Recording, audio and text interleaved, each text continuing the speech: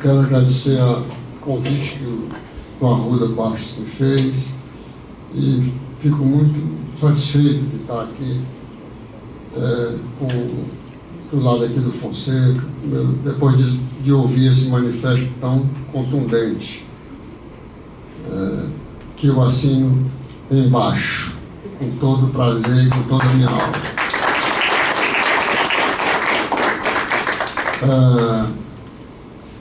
Eu quero agradecer a vocês que vieram.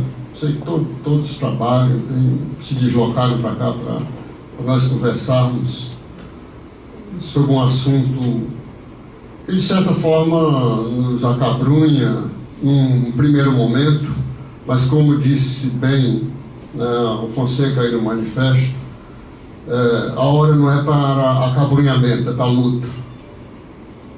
Eu me lembro que há 50 anos atrás eu era presidente do Diretório Central dos Estudantes e percorria todas essas unidades da Universidade Federal do Ceará. E alguns companheiros, presidentes de diretório, perguntavam: escuta, Valton, tu acha que nós seremos fuzilados? Eu digo: eu não tenho o dom da premonição, mas eu tenho a impressão que isso pode acontecer. Quer dizer, agora, uma dessas pessoas começou a chorar. Eu digo: olha, nessa luta, deixa o choro para depois. Não adianta chorar. Quer dizer, a gente tem momentos em que a gente precisa chorar. Agora não. Agora nós temos que lutar. Bom, mas, como eu dizia, há 50 anos atrás era um golpe com baionetas e com metralhadoras. Agora é um golpe muito mais sofisticado. É um golpe onde toda uma arquitetura é entrecruzada, é organizada de há muito tempo. Não é um golpe qualquer, é um golpe que já vem sendo aplicado em toda a América Latina. Já aconteceu em Honduras, já aconteceu no Paraguai e certamente voltará a acontecer em outros países da América Latina. É preciso que nós tenhamos em conta que existem poderosas forças internacionais que estão voltadas agora para a América Latina. Creio que depois que a situação geopolítica do carro-chefe do capitalismo de mercado não conseguiu parte dos seus objetivos no Oriente Médio e na Ásia, eles estão se voltando, esse carro-chefe dos Estados Unidos, para a América Latina. Eu creio que isso aí é um dado importante, porque nós não podemos separar o que está acontecendo aqui do resto do mundo. Nós temos agora, pela primeira vez, a civilização mundializada da história. É a primeira, esse termo civilização não tem um sentido moral, não tem mais sentido moral. Ele é a primeira estrutura de civilização globalizada. Tudo que acontece globalmente referenciado. Não existe mais nada que não esteja dentro dessa globalidade. Então não há nada que acontece no Brasil que não tenha alguma referência com essa globalização. Portanto, se nós temos aqui uma divisão social, um acirramento da luta entre classes, está acontecendo na Europa, com a ascensão dos movimentos de direita na Europa, está acontecendo nos Estados Unidos com a ascensão tem um maluco chamado Donald Trump. Quer dizer, é a mesma coisa, o mesmo tipo de acirramento está acontecendo por lá. Isso aqui é uma reprodução do que nós estamos vendo no planeta. Então eu creio que é bom que a gente tenha isso em mente. Essa luta não é uma luta do Brasil, é uma luta internacional, é uma luta mundial, quer dizer, e que certamente vai envolver, né, atores intelectuais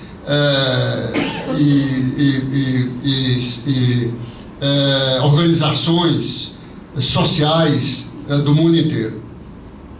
Mas isso é preciso que a gente diga isso antes de entrar no tema do meu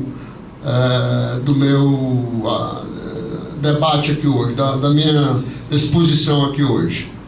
Dizer que para compreender como nós estamos diante de vários paradoxos, inclusive o paradoxo ético, é preciso que nós entendamos que estamos diante de contradições históricas fundamentais, contradições históricas onde as lutas entre classes se acirram no mundo todo. Não é à toa que nós percebemos que lemos relatórios sobre o empobrecimento geral da humanidade. Quando um percentual absurdo, que eu não me lembro aqui agora, que inclusive foi motivo do livro do Thomas Piketty, que não é nem um socialista nem um marxista, mas mostrou exatamente a dimensão dessa absurdez que é o empobrecimento de uns e o enriquecimento geral de outros, de uma pequena minoria. Uma minoria que detém, se não me engano, 1% que detém 60% da riqueza do mundo. Que é uma das coisas mais loucas que se pode imaginar. Quer dizer, então é essa situação que cada vez se torna pior. E nessa perspectiva é que nós podemos compreender porque a história mundial ela vai se desenvolvendo na luta entre os que estão no topo da pirâmide, ou seja, os da classe dominante, e os que estão na base da pirâmide, o povo. Aliás, você sabe que democracia é uma palavra de composição grega. Demo é povo e cracia é governo. Quer dizer, deveria ser governo do povo, mas na verdade o que nós vemos por toda parte é que esse governo do povo realmente não existe. O que existe são arremedos aqui e ali, mais bem fundamentados, e em outros pontos muito pouco existe de encaminhamento real de dividendos para o povo, de renda para o povo. No Brasil nós temos algo em torno de 75% da riqueza nas mãos de 10% da população. Outro absurdo que a gente precisa ter em mente. Mas eu quero colocar aqui para vocês que no desenvolvimento histórico do homem, e o homem é a história e se faz na e pela história, mas igualmente na cultura, e cultura é algo que perpassa as nossas mentalidades, sem que nós possamos nos dar conta disso. A sociocultura existe como uma névoa que penetra nas nossas mentes, nas nossas mentalidades. Enquanto que a história vai acontecendo, a sociocultura vai fazendo o seu trabalho. E nessa perspectiva, nós sabemos que o mundo esteve historicamente dividido entre aqueles que imaginavam serem predestinados a governar e esses predestinados a governar inseriram na sociocultura essa falsa ideia, a ideia das raças, que existiriam raças que seriam mais capazes, raças brancas de olho azul seriam mais capazes para governar e teriam mais capacidade de conhecer e seriam moralmente superiores. Essa ideia foi amplamente inculcada nas culturas. Mas dentro do antagonismo político, dentro do embate político que sempre aconteceu, os povos sempre se rebelaram contra essa visão. E nessa rebelião nós assistimos desde a Guerra do Peloponeso, em 800 a.C., até as duas grandes guerras mundiais. E nesse processo a gente pode perceber muito claramente como a ideia de raças continuou a prevalecer. Quando eu chegar mais adiante, eu vou colocar a ideia de como isso foi algo que determinou o surgimento do nazismo. Uma pequena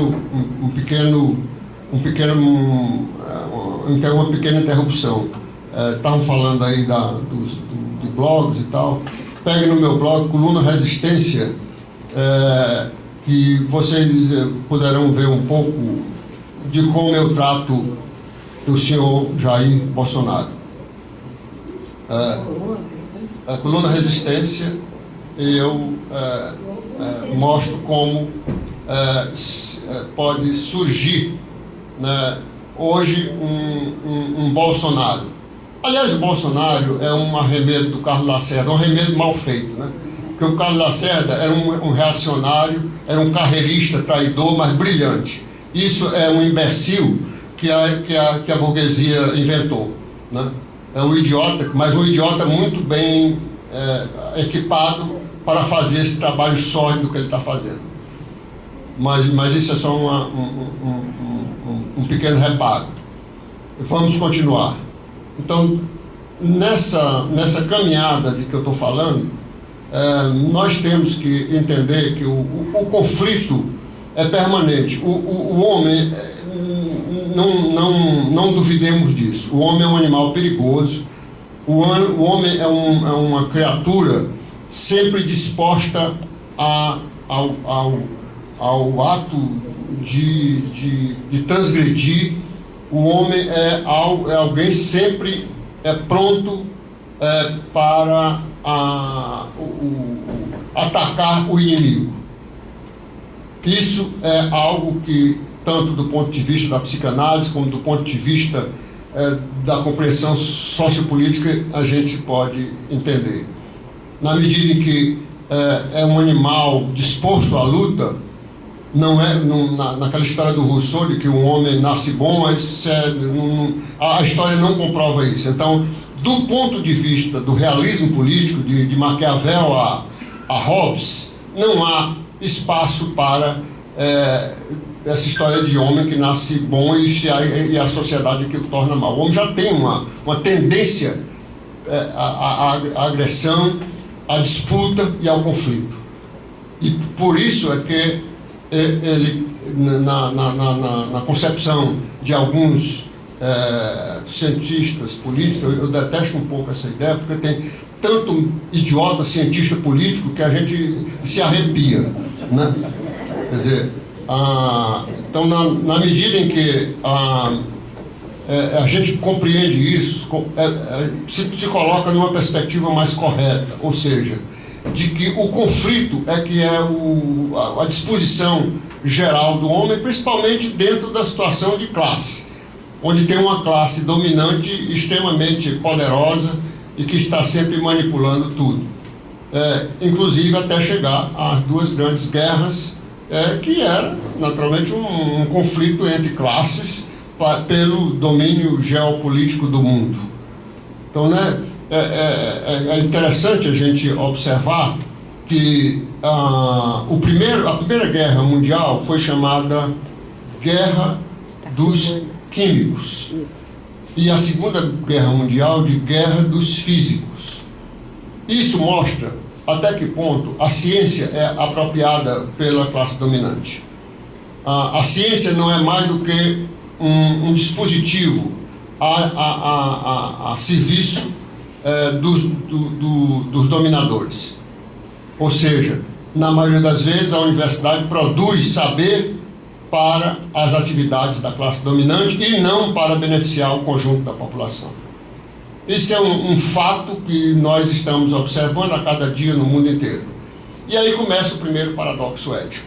Como é que nós podemos entender que o saber que é produzido, o saber que nós produzimos, é apropriado por uma determinada classe, a classe dominante, a elite burguesa, a oligarquia burguesa?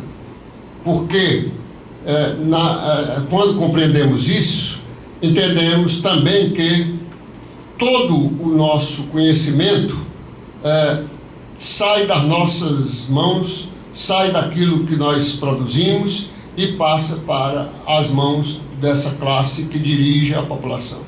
Esse é um paradoxo terrível, porque coloca a questão central do paradoxo ético já num primeiro momento, o momento da política.